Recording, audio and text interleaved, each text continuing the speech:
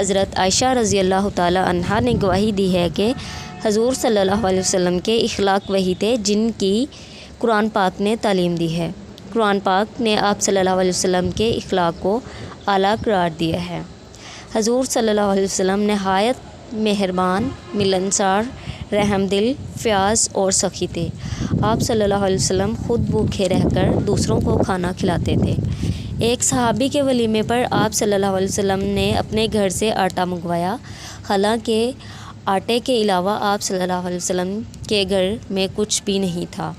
آپ صلی اللہ علیہ وسلم بہت مہمان نواز تھے۔ مسلمان، مشرک، کافر جو بھی آپ صلی اللہ علیہ وسلم کا مہمان ہوتا، آپ صلی اللہ علیہ وسلم اس کا خوب خیال رکھتے۔ اس کے علاوہ آپ گھر میں بھی اپنے کام کاج خود کر لیتے تھے۔